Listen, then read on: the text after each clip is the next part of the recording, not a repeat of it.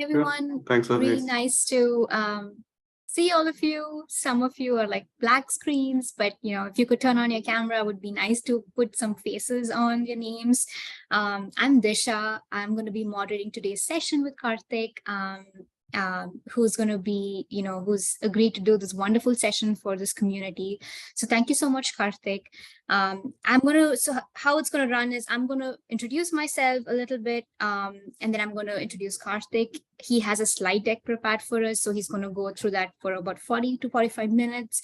The last 10 to 15 minutes, we're going to have an open Q&A. So I would request you to, raise your hands if you have a question. I would call your names. You can ask your questions, and Karthik would be able to answer those questions for you. If you have any other questions, if you don't want to raise your hands, so put them on the chat. That way I can read them out if you're more comfortable that way. So let's give it another minute, Aditi, and then we can start. Just a little more people to trickle in. But I can introduce myself meanwhile. So I'm Disha. I am from Philadelphia, living in Philly. I work in the healthcare industry. Really happy to be a part of this community. And yeah, so let me introduce Karthik meanwhile. So Karthik Krishnamoorthy, he's a senior manager at Micron Technology. He has been in this country since 2007. He has been on a student visa on a H-1B. He has around 17 years of experience in semiconductor, particularly in storage, multifaceted. I'm so sorry. Multifaceted in different roles as architect, designer, and verification engineer. He's applied for his green card under EB2 with PD in Jan 2015, prior to his EB1 journey. So I am really excited to hear from Karthik, his journey, and any tips that he has for this community. So I think over to you, Karthik. Hi, everyone. Thanks a lot, Disha, and thanks, Aditi, for this session.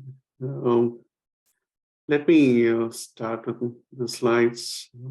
Is this comment over, or I go to the slide share? You're able to see my screen? Yes. Yep. Okay. Okay, I think, Disha covered pretty much most of it. As I said, no, I just don't want to reiterate what Disha has mentioned, but just wanted to highlight my last sentence. Just have been working on the storage for more than 15 years now. So why I say this is because my whole petition revolves around the storage. So that's why I wanted to just point that thing out. Everything else, like, thanks, Disha, for the wonderful introduction. With that said, I'll just go ahead with my EB18 timeline. I'm just talking here about my 140 here. I'm not talking about my green, the 485 application and thing, which I have applied right now. As such, I started my EB1A. Actually, we are constantly working on ways within. Sorry.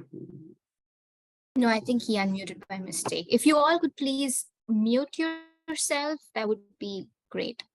Thanks. Okay. Thank you. Yeah. I started my journey in October. I think, like everybody, like all the EB1 experience here and also my fellow experience in different places, even I decided, okay, see whether I really fit into the EB1 mode. So I started my journey in October. So at that point of time, I said, okay, what are the base evidences I had and everything? So I said, okay, I feel I had 50 to 60% of my evidence. And so let's start organizing those evidence. And basically in November, first week of November, I reached out to an immigration attorney and started to kind of strategize a plan of what I need to do for the next few months and everything. While in the meantime, try to kind of gather more evidences and I think the letters and everything on the way. So by the end of Jan, I was done with collecting all the evidence. Then what happened was, this is one thing I have to say, at end of Jan, I changed my lawyer. There was some reasons about it. I really don't want to get into detail of why I changed lawyer, but I immediately switched to another lawyer, and we started to kind of start drafting our petition. So within the first week of February to third week of February, we were kind of working on the draft of my petition, and on February 24th, I filed my 140 in regular processing, actually. So then on March 9th, I think March 8th or something, I got my receipt for my 140. And once I got the receipt, I upgraded to premium right away. That is the reason why we did this way, because as per my lawyer, he was saying that there is a chance that basically if you do on regular processing, your petition can go to Texas, but it didn't really happen. It did go to Nebraska anyway. So then I filed in premium on upgraded to premium on 9. On 24th, I got my RFE, which was the last day of the premium processing timeline, actually. So this was pretty much on the 15th day I got my RFE. So I didn't, looking into RFE, actually, the first day I felt bad about it, but in a couple of days I felt pretty strong about what RFE came. I felt that basically I can fight it back. So we went pretty quickly with my RFE, and basically by April 8th, I responded to the RFE, and within 2 to 3 days, basically I just got my approval. So this is my brief timeline. So I'll dive in a bit now with the EB1A process as such, and what I really did and my kind of suggestions and along the way. This is the first main thing, I think, as each EB1 aspirant has to identify. So defining your field of expertise, actually. So my field of expertise, I define it as design verification of solid state drives for data centers. So if you see, this is 3 parts kind of into this. That is design verification, then you have solid state drive, then you have something called data centers. So this is the way I kind of funneled down and made my expertise as niche as possible. So you can see how it kind of trickled down, right? Basically, towards the end, if you see, it's the design verification necessity is just such a narrow field right now. So if you see, there'll be just mostly maybe 1,000 people across the globe if I just narrow down to this kind of category. You got the research. Karthik, I will mute everybody and then I'll unmute you. Okay. Okay.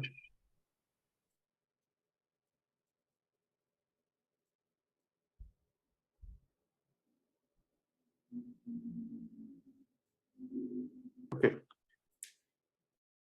So going to the next things, now comes the criteria, right? I think everybody will be aware of this. So we have the 10 criteria.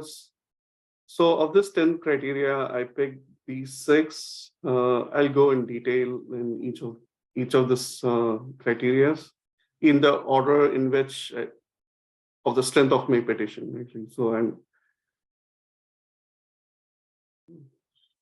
okay. Leading and critical role, actually. So in my petition, this is the strongest criteria. So I kind of showed the critical role I played in Micron and Qualcomm through objective evidences and letters. So one thing I wanted to say upfront, so just banking on letters to prove your criteria will not help. Make sure you have objective evidences for every criteria you submit. So when I mean objective evidence for my critical role, it is about the projects which I led, which is being presented in the public domain. So there were projects of what I led, which was kind of came in Forbes, New York Times, TechCrunch, and those kind of things. So I got evidences about those from those kind of websites. And also my project was kind of presented in some other company tech conferences and everything. So the slides and the white papers from those kind of companies also I kind of took. So those were some of the evidences. And within my company, it's about all the awards which I received the different awards, the monetary award, the stock RSUs, which they provided me because of some kind of job I did, kind of thing. So those kind of evidences. And the org chart, since because I was a senior manager, I had some few people reporting to me. I kind of provided them the org chart and basically supplied some redacted emails of me leading people and the projects actually. So then, yeah, so for the project which I led, which became very public and got a lot of in a sense that basically it gained a lot of traction outside. So it, in fact, generated more than $30 million for Micron. For this was a product which I architected actually. So I kind of provided evidence for those things through kind of the 1021. I think that's a tax form actually, Micron tax form, which kind of states about these kind of products actually on what revenue they generated. So these are pretty objective evidences which they provide for this criteria. And the letters as such, I had 5 letters for this. So one is for Micron, I got 3 letters, 2 letters in my original petition and 1 letter for the RFE when I got. And for Qualcomm, I got a letter from the senior director. And 1 additional letter I got from the R&D head of the customer who I worked with, who kind of basically, and he kind of gave a very great letter, and that he kind of detailed how it impacted and enhanced the business between Micron and their company, kind of thing. So these were the letters aspect of it. I was RFE'd on this criteria, but the RFE, when we read about it, it was pretty clear. The adjudicator, he was confused whether my role is lead or critical. So he kind of narrowed on my lead role, and he said that the evidences which I provided don't qualify me for being a lead. So that requirement for being a lead is to be something as a director or senior director or VP kind of thing. So it's something like you need to kind of lead a department, not a group or a project kind of thing. So, but he said, okay, do one thing, try to prove you're critical to the company. And so I said, that's what we did. So in the RFE response, actually, so we really didn't focus much on the lead role, but we focused upon all the critical projects and the roles which I did for my company. And also I was talking, this was such a detailed letter from my VP. So he wrote, in fact, this is a letter he wrote. In fact, it's not something I wrote also. So I provided on him all the evidences and everything. In fact, he kind of detailed about how my work also have a higher level impact to the current day sensation like ChatGPTs actually. So, but also what we did was we didn't say that, the adjudicator kind of, we felt the adjudicator didn't kind of read through all the evidences we provided, and we asked them to kind of to look into some of the evidence we already provided and kind of reattested those things again, but highlighted properly and kind of connected the dots for him so that it makes more sense for him when he reads the RFE response. Just a small footnote, if anybody from a non-PhD background and from the industry, this is the most important criteria they need to target. Next criteria, this original contribution of major significance.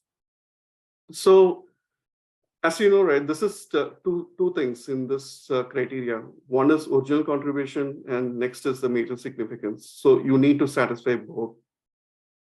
So we took a 3-pronged approach. I think one is my patents.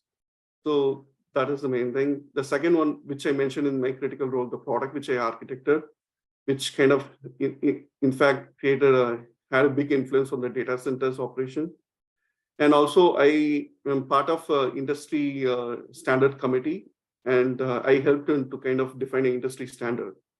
So these were which is being now used by multiple companies in semiconductors. So these were the evidences. These were the 3 main criteria or evidences which I targeted. So as objective evidences for this, I provided my Google Scholar profile listing the patents and the citation records of all the citation from all the major semiconductor manufacturers across the world in my field, that is in storage. So white papers from the industries and defense contractors serving US defense talking about my patents. So evidence of the product I architected as listed in the criteria 1, actually. So this product and about how my customer company was kind of projecting my product in their kind of tech conferences. And yeah, the evidence of me part of the committee and kind of the email exchanges with the committee and basically my name and the industry standard. So those were the evidences. And also I provided some hardcore evidences to show how my patents help data centers save billions of dollars every 10 years, particularly with helping in periodic refresh of memories in the storage in the data centers. In letters wise, I got 3 independent letters from people who cited my patents across the world. So it was one from Switzerland, one from Israel, and one from India. And yeah, a letter from the defense industry as such. So during one of the meetings in the conference, actually, I met a defense person from the defense industry, and he was aware of my work. And he said, yeah, so he didn't want to kind of disclose that, okay, he has used my patent or anything, but he said, okay, we are aware of what you are doing. And basically, so he kind of, I asked, so I was able to approach him, he was able to write a letter, but he wrote a letter higher level, but he didn't say that whether you used it or not. And finally, a letter from the chair of the standard committee. Actually. So yeah, the reason for RFE, this was the most brutal RFE I got. Actually, so he started with saying that, okay, patents means nothing. So, and it is my job as a researcher to kind of file patents. And so it doesn't kind of show anything of major significance. So he asked me to submit the thing is, he narrowed down on major significance and he asked me that my citation numbers were around, by the time I filed, it was around 60 or 63 or something like that. He said that this is not something of a high number of citations to show it is of major significance. He asked me to show whether if my patents has been licensed by other companies or any other objective references. So he didn't focus on the other 2 things, the product I architected and defining the industry standard. He just focused on the patents and basically that was the end of the story there. So we went pretty hard at him on this. We said that, okay, we have already provided the objective evidences. We have the white papers from the defense contractor talking about my patents, and also a lot of white papers across my field and industry talking about my patents. So we told him that, okay, this is something he has not looked into my petition properly, and he has to look into my evidences again. And other thing he referred in the RFE, he said that, okay, your patents has been used only by minimal number of companies. He mentioned there were some 9 companies mentioned. He said that there's only 9 companies have used it. There's more than 100 companies across the world. So it's not a big kind of impact. So the way we kind of countered that was we provided the statistics of every company in the storage industry using my patent. So we mentioned that, okay, the storage industry itself has only around 10 to 15 major players, of which 70% of the 75% of the companies have used my patents. That's the way we countered it. This is the toughest category to satisfy USCS. And if you do this, you have a very chance of getting it approved.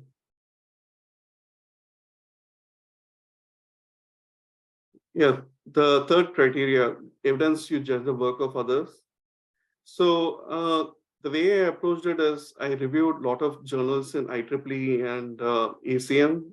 I participated as a judge in Globee and Stevie Awards, participated as technical program committee member in 2 IEEE conferences. the evidences were basically the email evidence for journal requests and completion for 40 papers. I provided the impact factor of all the 9 journals I reviewed across IEEE and ACM. And these impact factors were pretty from 4 to 10 actually. So from TPC paper review, request and completion emails from the TPC committee are requesting me to be part of their team.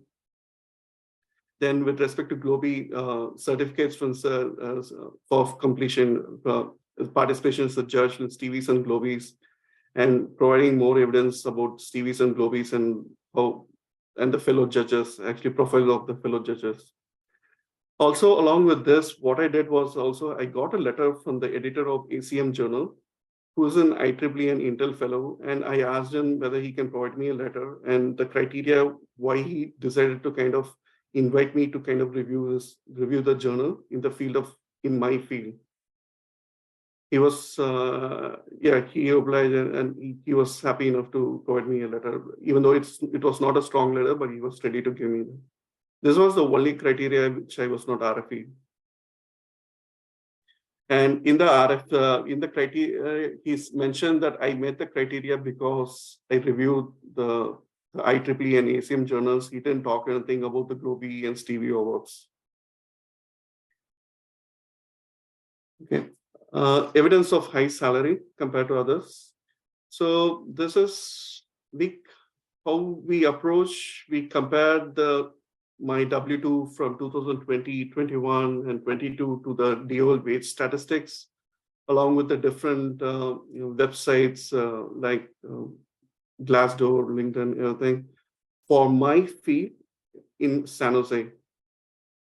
So the evidences we provided was the W2, the wage comparison with the labor-based website Own and Carry One Stop, wage comparison with private website like Levels FOI, Glassdoor, LinkedIn, salary.com comparably.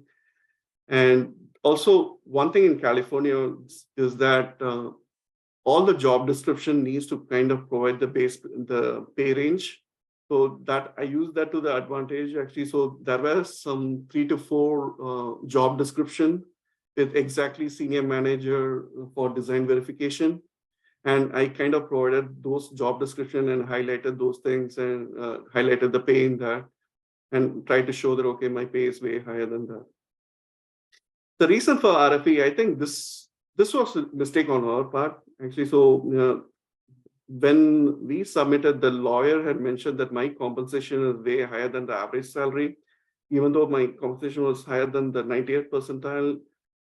He kind of specifically wrote that my compensation higher than the average salary. What the USAs did was basically they narrowed on the keyword average, and they said that that's not the way you need to compare. You need to compare to the top people in top in the field.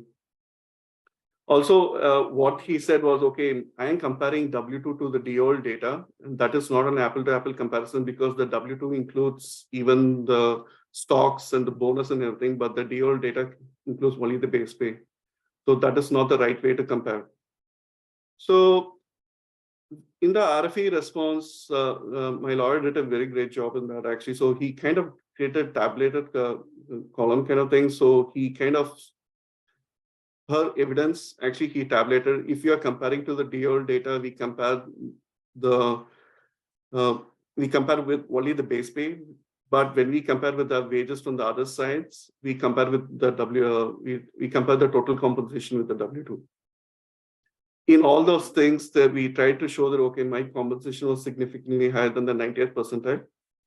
So one thing also was while we use this comparably website, this website was very good, particularly with respect to different jobs and kind of what percentile we fall in. Basically, it was kind of very illustrative in terms of charts and statistics.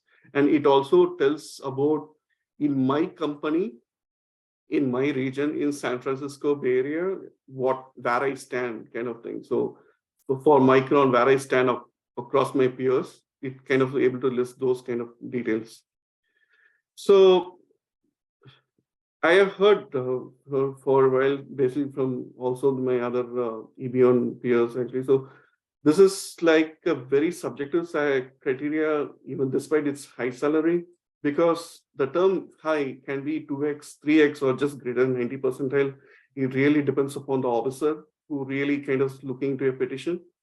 So the chances of RFE in this is common, is just, but is something you can fight it back. Just need to make sure that you have the right data to project.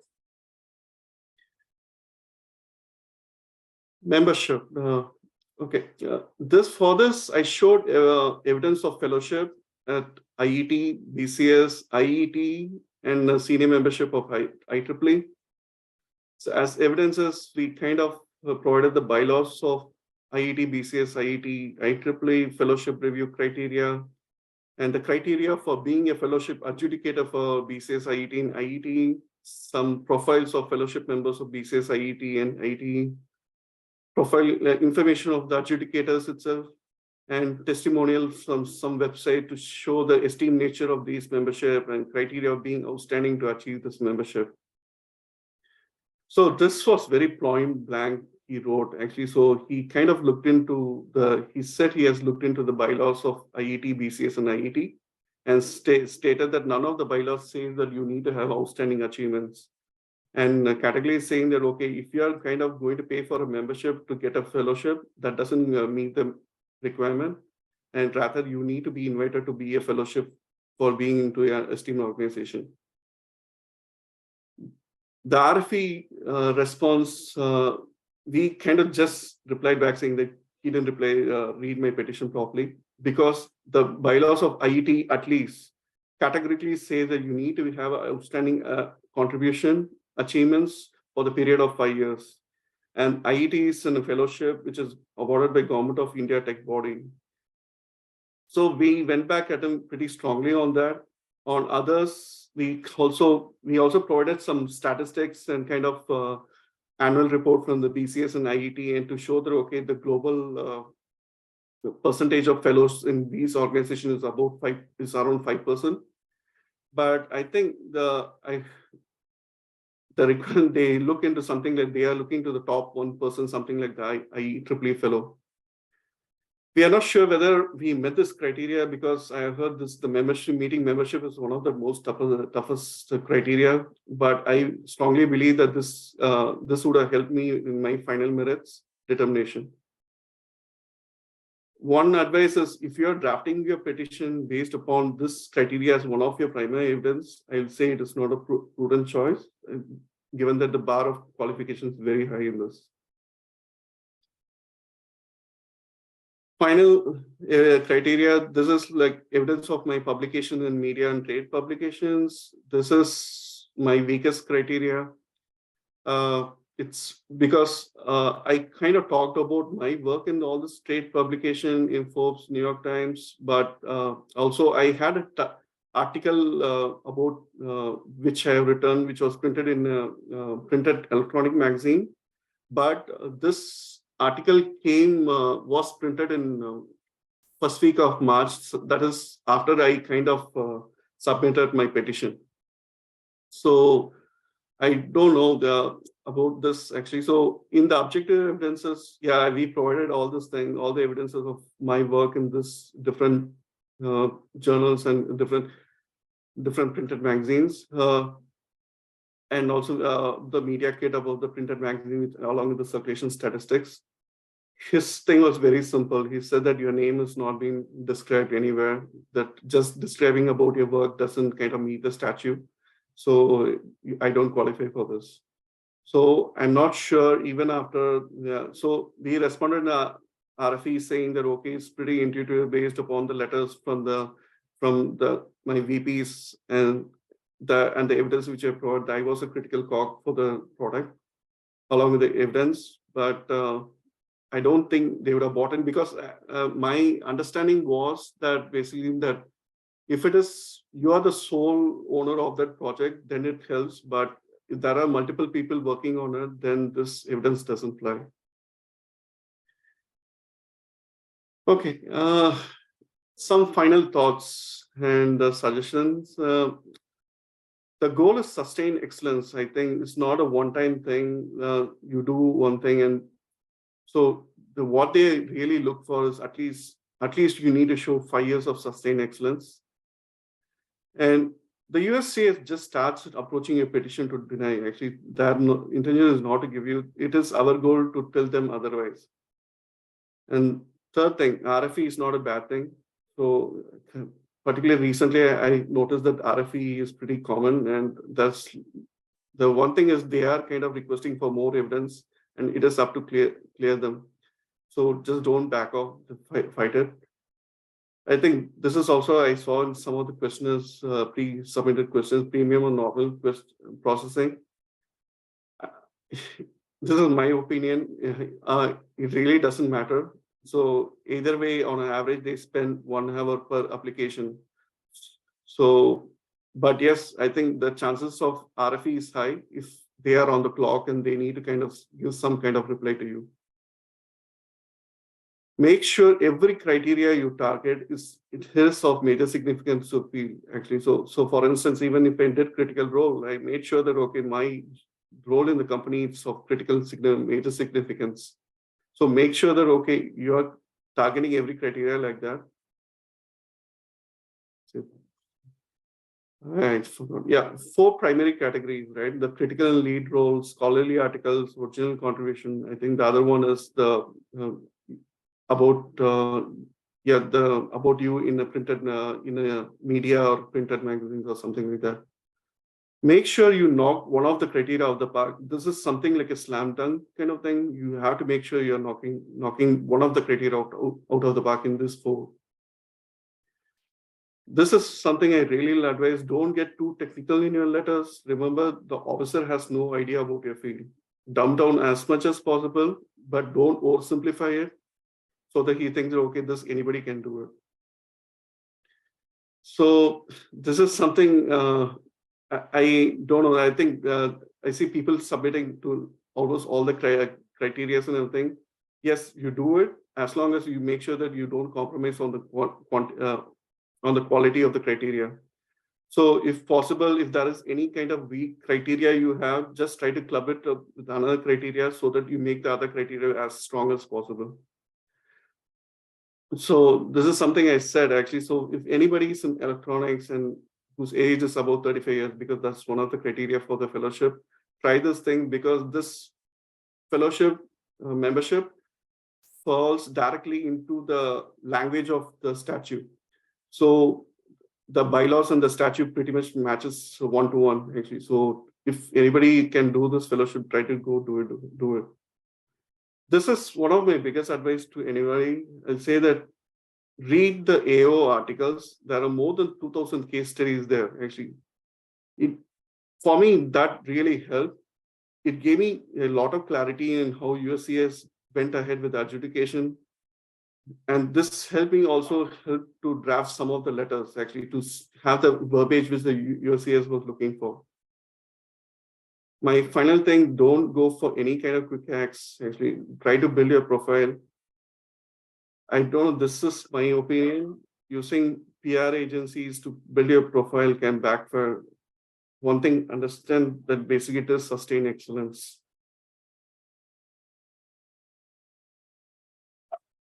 Just answering some of the Q&As from the pre-submitted.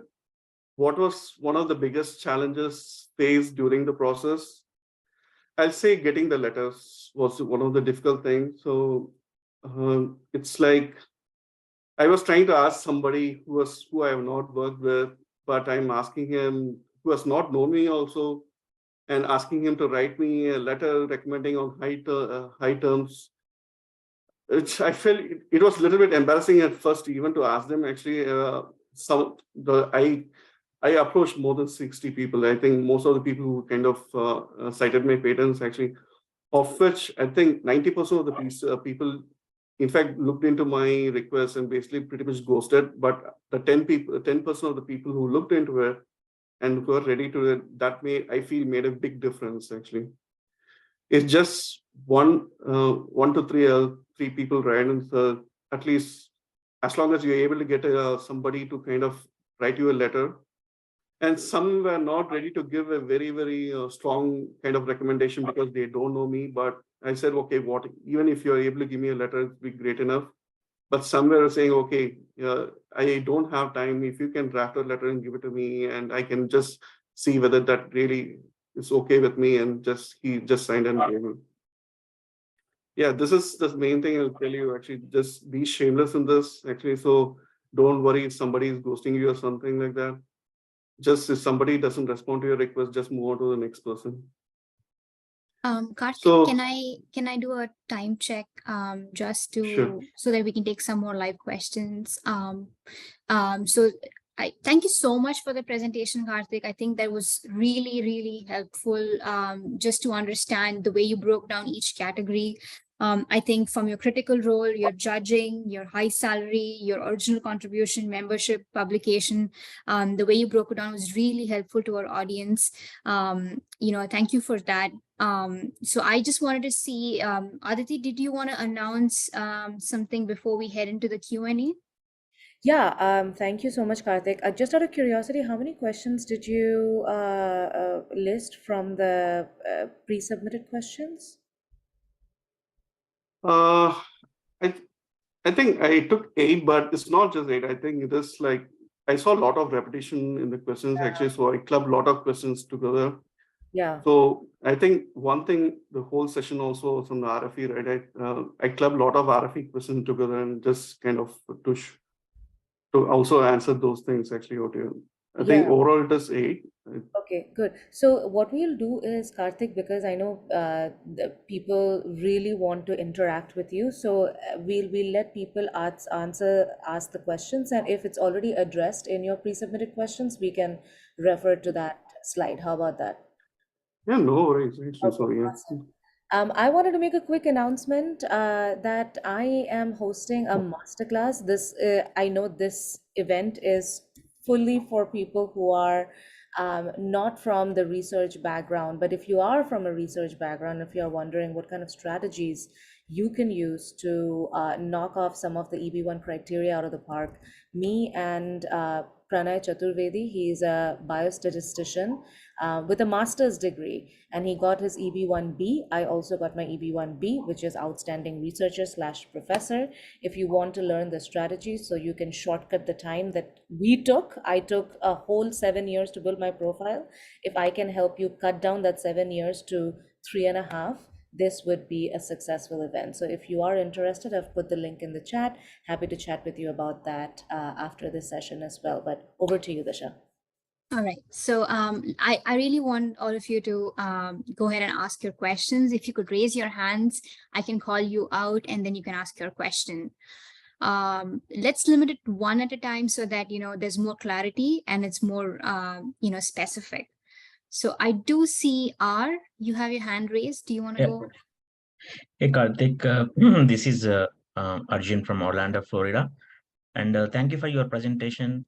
I feel this is the best EB1 approval testimonial I hear so far, because the understanding you have on the criteria, how to deal with that, and how to respond to RFE, that's great. So for a non-PhD candidate, you have a very good handle on this process, and I learned a lot of new things. But also I got to learn that today, uh, the for non-PhD, without having a critical role, it's very difficult to achieve the final merits of EB1A, and your profile is corroborating the same.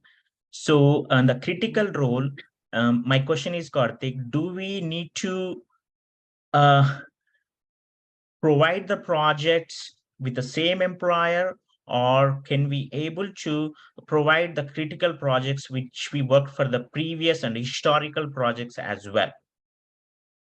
No, it's fine actually. So you can provide for the historical projects. So for instance, when I submitted evidence for critical role, I have provided evidences from Micron. Also, I provided evidence from Qualcomm. In Qualcomm, I led a project for wireless and I helped with the low power in Qualcomm actually. So I kind of provided evidence regarding that and how it kind of helped in kind of reducing power in the mobile and everything. So it doesn't mean that it should be just the current project you need to do. You can do even for some projects you have done in the past too. Got it, got it. Just a Thank you. following question, Karthik, just a quick one. Critical role, I work for the client side. So the critical or distinguished organization, can I claim my client as a distinguished organization for my profile? That is a very gray area. Yeah, that is also one thing I should said. Actually, the distinguish you need to satisfy the distinguished organization. Actually, it is the company you're working with currently. It's Thank you not so the much. client. It's not the client actually. All right. Thank you so much, Art, for your question. Arjun, we're going to move on. Shailvi, you had your hand raised. Yeah. Hi, Janani. Thanks for your presentation. And, we are I'm also a working professional, so I found it very relevant to go over this. My question is that most of the contents or, a patent that you might have, submitted or any article that you, published, if it is in your field, it is kind of confidential for the company, right? So how did you cite it or how did you present it um, as one of your criterias? Do they want you to submit that publication, or you how exactly do you do it?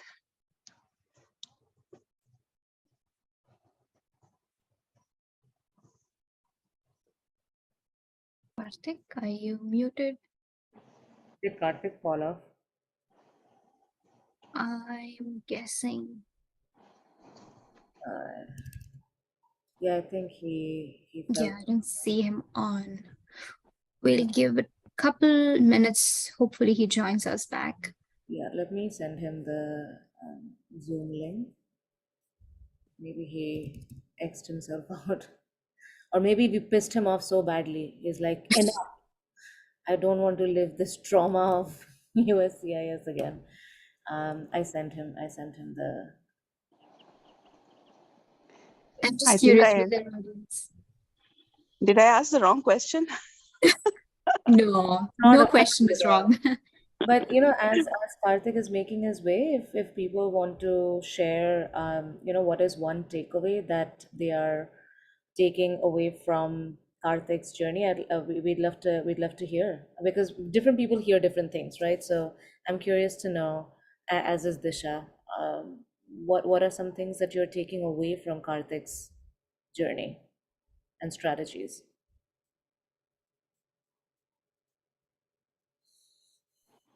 Aditi, can I say something? I work in a university, and I really wanted to know if I could do something, leverage this opportunity for EB1B. Do you know anyone who works in a university and applied for EB1B? I mean, I worked at a university and applied for EB1B. You were a PhD student, right? I mean, I was, and then I became a professor, and then I applied as a professor for my EB1B. Yeah, I'm not a professor. I'm in the IT department of. Oh, yeah, my- IT department. Okay, okay. Yes, Okay, yes. okay. Yeah, you have to speak. That's something that's pretty tricky, is what I Mm-hmm. have found through my own experience, because I had Mm-hmm. to persuade my employer a lot, to Mm-hmm.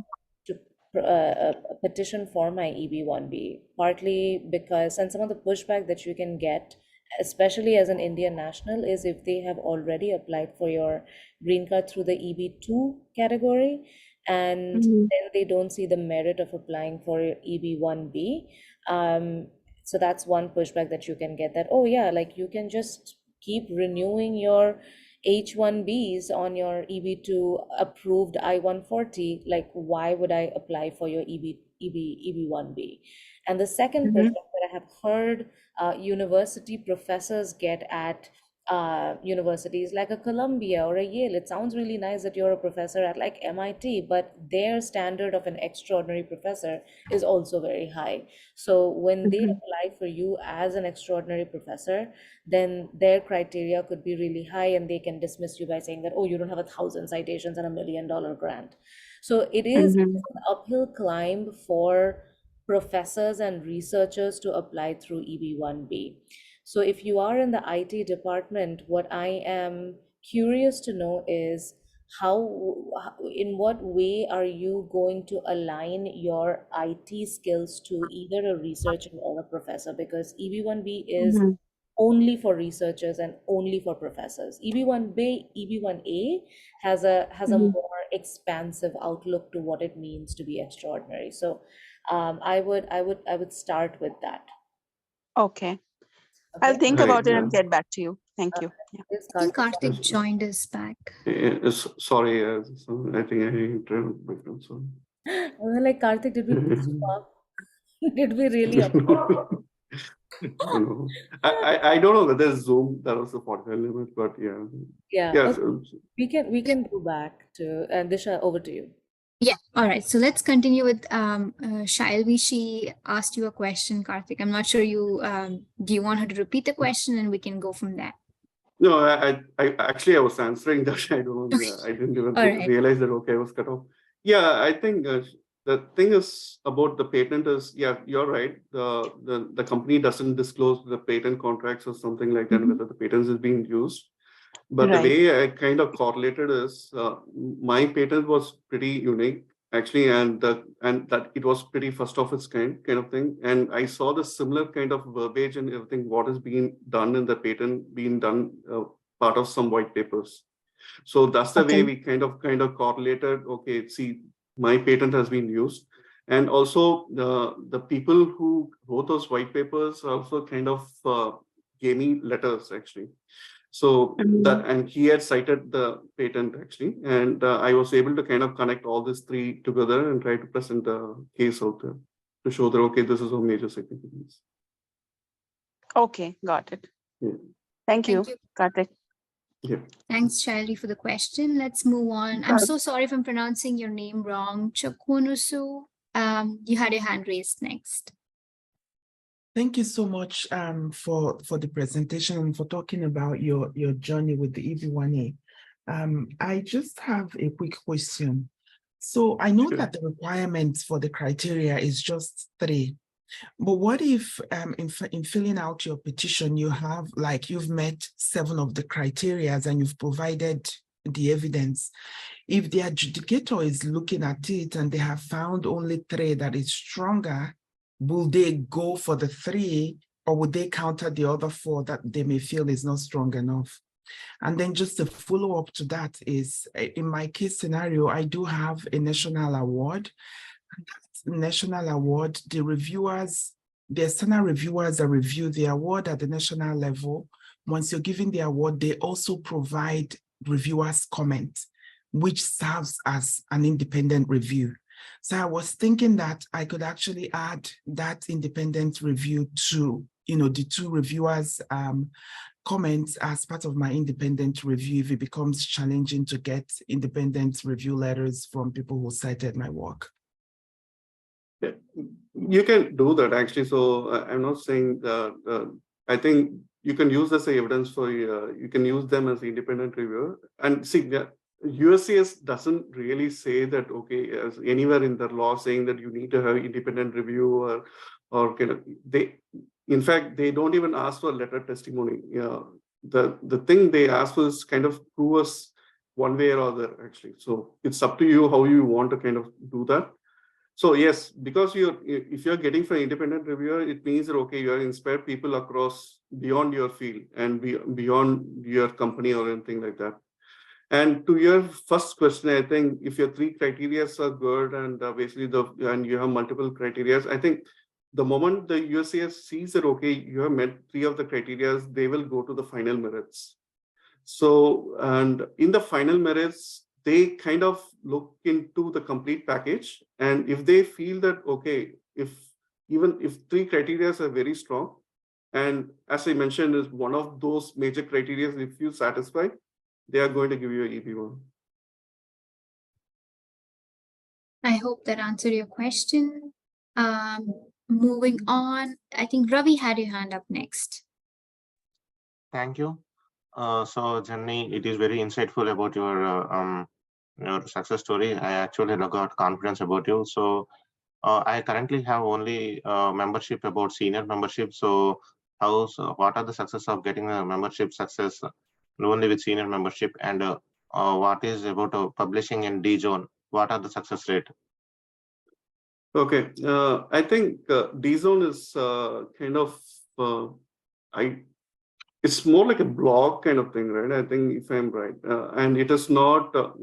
Is it peer? I don't know how far it is peer reviewed, and it is publishing in D-Zone is not equivalent to kind of publishing in kind of some other journals or TechCrunch or something like that. The weightage is pretty low. And to your another question of about senior IEEE, no, USCS don't recognize senior IEEE membership to qualify for the membership criteria. That's also I kind of listed the AO website. I think if you go and read through the articles, you'll see that they are categorically rejected, saying that the senior IEEE membership doesn't qualify for the membership requirements. Okay, thank you. All right. If it's okay with Karthik, can we extend the time a little bit, like 10 minutes, because we lost some time in between, so that we can get to everyone's question? Sure. All right, thanks. Okay, so the next one, I think Puneet had your hand raised. Yes, hi. First of all, thanks to Karthik, Aditi, and Disha for organizing this. I have a basic question. When it comes to evidences or letters, are letters on only letterheads accepted, or some like emails or like personal emails are acceptable, or only work email IDs are acceptable? So very generic question, but that's if I get an answer to that, I'll be able to think it the right way. Letterheads are not mandatory, but if you are particularly for your critical role, I would strongly suggest to get it in the letterhead, at least for the company ones. And in the letterhead, the requirement is, in fact, that was stated in the RFE. For me, they asked for company-specific email ID of the person along with the address of the person. They didn't ask for phone numbers or anything like that. They were asking for the physical address to be part of the letter. Okay, makes sense. I think I got the answer to that. I have a related question. It may help some of the people. Like if I have participated in some of the events or judged something, but then I never asked for a proof that I was invited to it, then my proof will basically be at a future date as compared to the event date. So would that kind of a thing be acceptable? Like I'm asking for a proof later on that I was actually invited. Is that something that's acceptable? Yeah, I'm not sure how you see it. It's not a. I don't know how it will fly under USCS. I think they will start looking in a very suspicious way, actually. So it's I would strongly advise not to do that. If it's like a physical kind of a conference or something, you are part of judge. I'll suggest that I think if there is any photos or something of you participating, I think those will be good evidences. Okay, I got the answer. Thanks, team. Yeah. Thank you. So moving on, Prasomit, you had a hand up. Yeah. Hey, thanks so much. So I had two questions. One was regarding the critical role in distinguished organizations. So related to that, I wanted to know if we are working on like a business unit head for a startup consulting firm. So will it be categorized as distinguished organization? That's questionable. That's what I was wondering. And then if the role which you're doing is really impacting multiple clients, will it be falling under critical? So could you like help me understand that?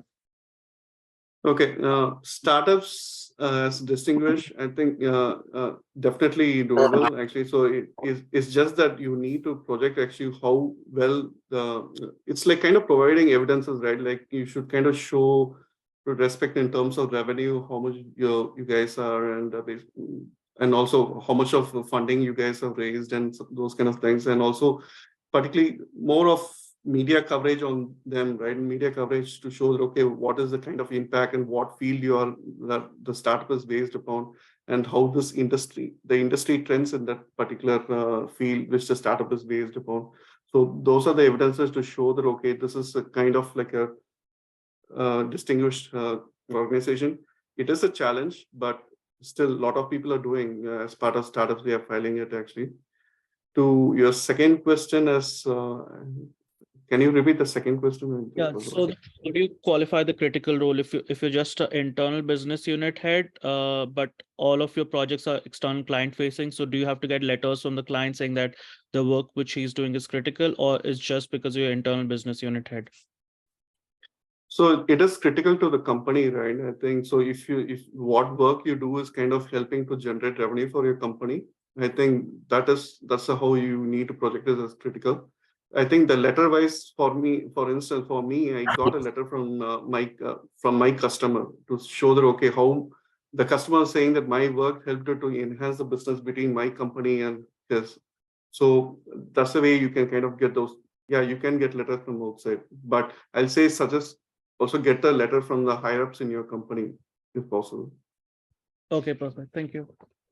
Awesome. There was an interesting question in the chat, Karthik. I'm going to read it aloud so you can hopefully answer it. It's from Arun Kumar Pillai.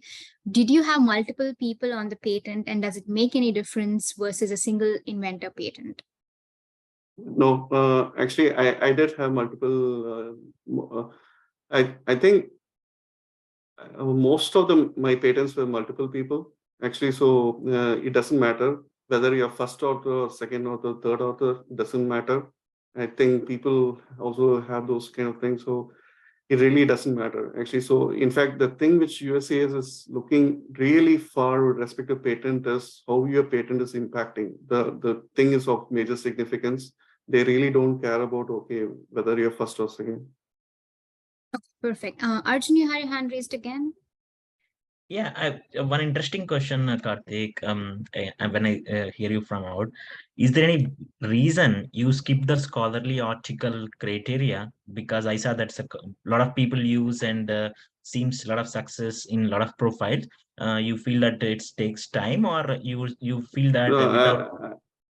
Go ahead. Okay, sorry. Yeah, I was not that mold actually. I never did any kind of publications or something to do scholarly article. The one thing I just is I wrote some kind of articles for some electronic printed magazines, and even that I just did two things actually, but they didn't really fall under scholarly articles. I think the scholarly articles is kind of, they have the thing about the citations and everything. I really didn't invest my time in that.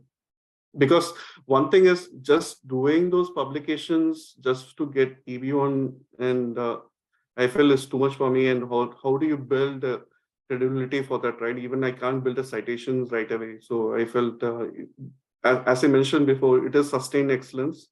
I had a kind of sustained excellence through my patents actually. So I just used that to kind of do that. Awesome. I hope that answered your question, Arjun. Shailavi, you had your hand raised. Did you have a question? I already asked my question. I had Okay. one more. If you want, I can ask that. Sure, go ahead. Let's, and if, yeah, please go ahead. Ask your question. So my question is about the memberships, and Karthik, my question was that were you like for the memberships, were you referred by someone to all the various forums, or you applied for the memberships on your own? So okay, none of it where somebody referred me or nominated me, but for the IET, at least I reached out to a person and asked him whether he can kind of nominate me for the fellowship if I qualify. So and he's a very senior person in US, and he said, okay, he looked into my profile, and he asked me to give me my profile, and all. I provided my patent information and those kind of things. Then he said, okay, I'll nominate you for the IET. For Okay. IET, BCS, I think it is like you just need to kind of apply for it. And I think in all those things, you need to have a fellow supporter for your application. Got it. Okay. Thank you. Perfect. We'll just take one last question. And Chakmunsu, I think you had a hand up. I'm so sorry for pronouncing your name wrong. I really do apologize.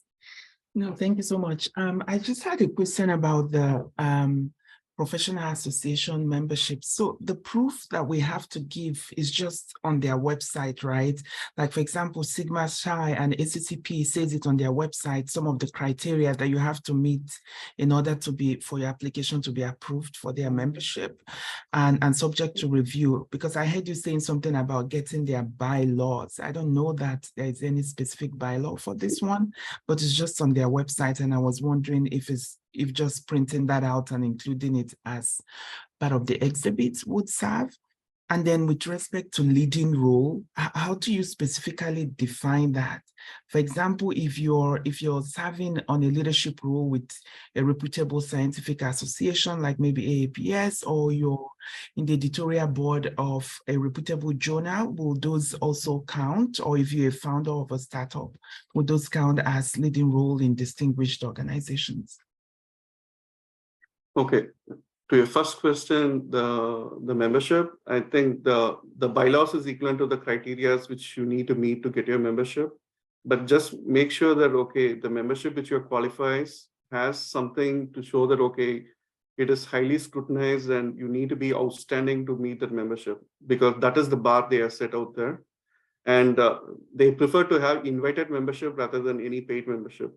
That is one more thing. And regarding the leading role, the way so as I said, the USCIS RFE'd me on the leading role, despite I was the senior manager. So the thing, their expectation is something that you need to lead a department, or it's like kind of you have layers of hierarchy below you, and you are kind of leading multiple projects and something like that. Then, so yes, if you are a kind of a CEO and a CTO of an organization or something like that, definitely you will be qualifying as for the lead role, or even the VP, you will be qualifying. The goal is you to show that, okay, you're not just leading few members of your team, you're leading a department and you have multiple projects under you. That is the requirement for leadership. Awesome. Prasumit, did you have a question or was your hand raised from last time? Yeah, so I just had one question related to the presentation which you did. So that was about, you mentioned that the media point, right? So instead of media point, like spoken about in the media, print media or electronic media, did you explore the opportunity of where you got invited to be a speaker, things of that nature, to make that point stronger? I did get one, but for me, I felt that even if I had gone, it is like, as I said, that I'm meeting a criteria just for me getting a EB1. It will be so obvious. Right? I felt, okay, even I'm going to do a kind of be a speaker role in future, actually. So I really didn't pay much attention to it. As I said, that was my weakest criteria, actually. So I just did that basically because, okay, I wanted to do some 5 or 6 out there, actually. So if you really look into that, it is not, I would have not met sustained excellence in that criteria, actually. And it is not, I would not met the major significance in that criteria. Okay, perfect. Thank you. Awesome. I think we covered most questions from the audience and the chat. Thank you so much, Karthik, for taking your time and, giving us this presentation. I love